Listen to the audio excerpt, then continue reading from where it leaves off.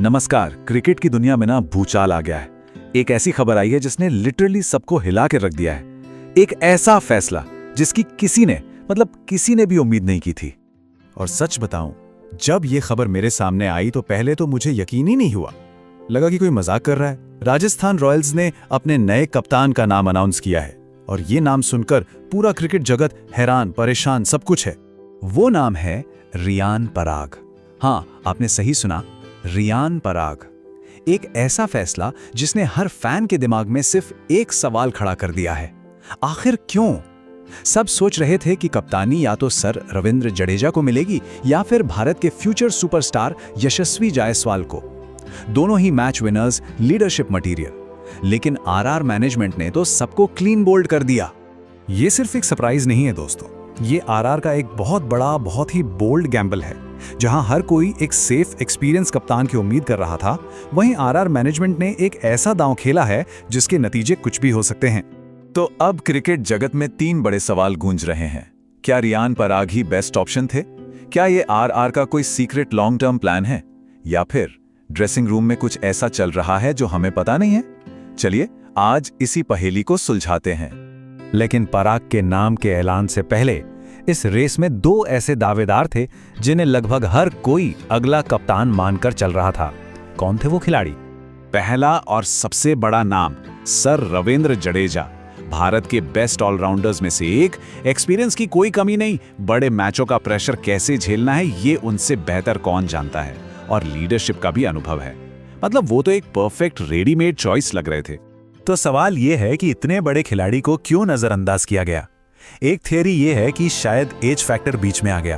Franchise शायद भविष्य के लिए एक युवा कप्तान चाहती थी, लेकिन फिर भी जडेजा जैसे दिग्गज को इग्नोर करना, ये बात फैंस के गले से नीचे नहीं उतर रही है। दूसरा बड़ा नाम था यशस्वी जायसवाल। टीम का सबसे विस्फोटक बल्लेबाज, युवा जोश से लबालब और जिसे पूरा भारत अपना अगला सुपरस्टार मान रहा है। एक कप्तान बनने की सारी क्वालिटीज उनमें नजर आती हैं। तो फिर यशस्वी को क्यों नहीं चुना गया? इसके पीछे 2 बड़ी वजह हो सकती हैं। पहली, मैनेजमेंट शायद नहीं चाहता कि कप्तानी के एक्स्ट्रा प्रेशर का असर उनकी बेखौफ बल्लेबाजी पर पड़े। और दूसरी, हो सकता है कि मैनेजमेंट उन्हें फ्यूचर कैप्टन के तौर पर देख तो रहा है, लेकिन उन्हें लगता है कि अभी सही समय नहीं आया है। तो इन दोनों दिग्गजों को छोड़कर कमान मिली है रियान पराग को। अब समझते हैं कि इस चौंकाने वाले फैसले के पीछे आरआर की सोच आखिर है क्या? क्या ये एक लॉन्ग टर्म मास्टर स्ट्रोक है? देखिए, ये फैसला साफ साफ चिल्लाकर कह रहा है कि आरआर की नज़र भविष्य पर टिकी है।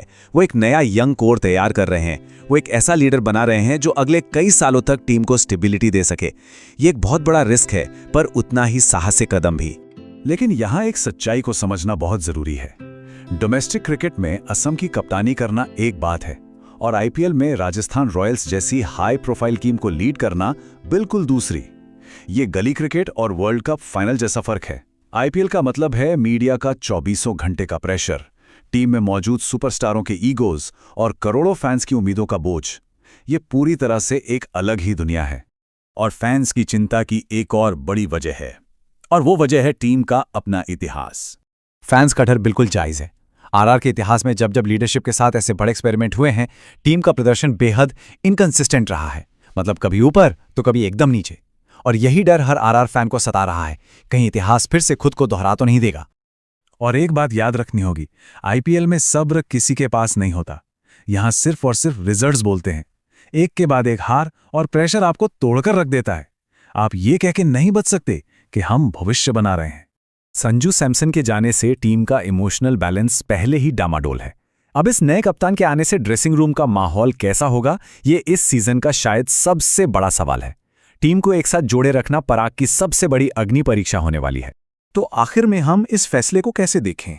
एक बहुत बड़ा रिस्क या फिर एक बहुत बड़ा रिवॉर्ड? देखिए, ये फैसला एक 2-धारी तलवार जैसा है।